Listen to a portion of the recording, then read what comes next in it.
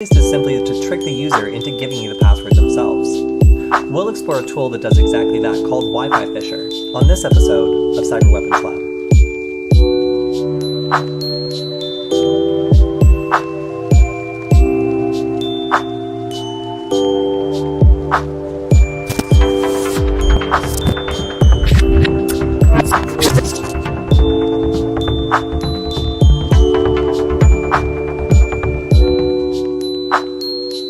There are a lot of different attacks against Wi-Fi out there, and the majority of them actually use brute forcing in order to get the job done. Now what this means is you're placing a bet on whether someone's picked a lazy password, because if the password doesn't exist in the password list you're using, then you're doing all this brute forcing for nothing. Now because a lot of these techniques won't work, some people get bad results while using them, and the far easier technique is to simply trick the user into giving us the password themselves. Now we can do this by actually creating a fake login page and taking advantage of the fact that the average user doesn't know what the login page for their router looks like. To do this, we'll use a Python program called Wi-Fi Fisher, but in order to get it working, you'll need to have Kali Linux and a wireless network adapter that's compatible with Kali Linux as well. Now this can be a little bit confusing for beginners, so if you're having a hard time deciding, you can check out one of our previous articles on how to select one on Nullbyte. Now, once you're ready to begin, you'll need to put these things together and select a wireless network that you have permission to audit, because this will kick everyone off, so it is illegal to use against networks that you don't own. Once you're ready, then we can begin. Now to get started checking out Wi-Fi Fisher, the best thing to do is to go to the GitHub page here. If you scroll down, you can see a lot more information about the tool, including how it works and a lot of different flags that you can use in order to make it more specific or go after a particular network. Now we're going to go ahead and actually use something that's kind of like almost like a graphic user interface. It kind of is more like Kismet than it is an actual total graphic user interface, but it's still a little bit more than a command line terminal. So it's pretty cool that Wi-Fi Fisher has this because it makes it more beginner friendly, and you'll see what I mean as soon as we start it up. Now to get started with this, you'll need to clone the repository, so you can do that by copying this address here, and then in a terminal window, you can, let me grab one, just type git clone,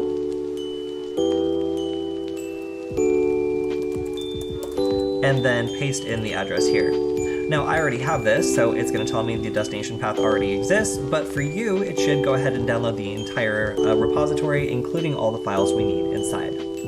So you can type cd and then Wi-Fi Fisher, and once you're in the directory, you can type ls, and we can see all the stuff in here, some of which is not installed by default. These were actually from one of our previous videos, but you can see there is a setup.py file, and that is what we want. So to use this, we'll go ahead and type sudo python setup.py and then install. Now the installation script for this is pretty beefy, and for me it had to run for almost 20 minutes before it managed to grab everything. Now I also had a little bit of trouble when initially installing this, and it turns out the script, while it is really powerful, it is a little bit buggy sometimes. So there are some compromises or shortcuts you might have to make in order to use it, but it is still really effective. So now I have Wi-Fi Fisher, but it will give you an error if you try to run it without this other tool installed. So Rogue Host APD is a tool that is a variant of Host APD, but I wasn't able to get this installed properly on my system. I can see that the last time it was updated was 11 months ago, so it could just be a little bit out of date, but in general I found that running Wi-Fi Fisher actually worked perfectly fine, provided that you were able to run it with a certain flag. So what this flag is right here, Wi-Fi Fisher TAC forced host APD. Now this will restrict the functionality of Wi-Fi Fisher for some of the more advanced attacks, and if you really want to get those attacks working, then I encourage you to maybe try working on getting Rogue Host APD working on your system. But for the sake of this demonstration, I'm going to assume that you will have as much trouble as I did getting it working, so we'll focus on the one that works much more easily. So before we run this command, we're going to want to put our wireless network adapter into monitor mode, so it's the one that Wi-Fi Fisher will grab automatically. Now I'm going to go ahead and type ifconfig, and then I can see that it doesn't really see my network adapter yet, which might happen on your Kali system. So if I type IPA, I can see, here we go, this is the name of the wireless network adapter that I've just plugged in. So to put this into monitor mode, I could type sudo airmon ng start WLAN1, and this should go ahead and put our wireless network adapter into monitor mode, which will allow us to do all the fun stuff that Wi-Fi Fisher is going to need to do. So now I'm going to go ahead and run the command Wi-Fi Fisher TACTAC force host APD, and this should give us a pop-up window that allows us to select which nearby wireless network we want to attack. So as soon as this pops up, we'll be able to scroll down, and you can see there's a lot of stuff kind of happening in the background. Here we go. We have a good list of wireless networks in the area that will continue to grow as we sniff traffic and put the results here. We can see some interesting information like the power, so we know what is probably the closest network. If we have a directional Wi-Fi adapter, then we can actually point this towards the source of the network that maybe we're looking for.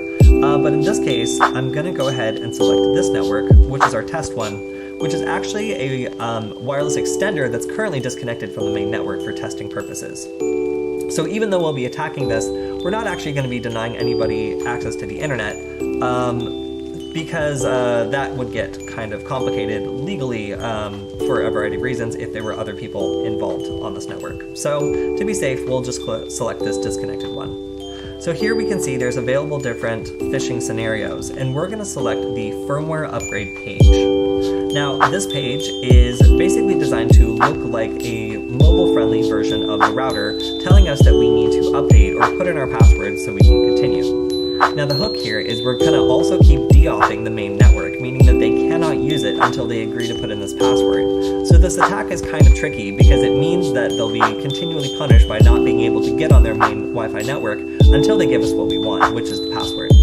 So we're going to select option 2, and then this should go ahead and just start running automatically. And after a little bit, we'll see here we go, a dashboard that shows us more information about the fake network that we have created and some other devices that have connected.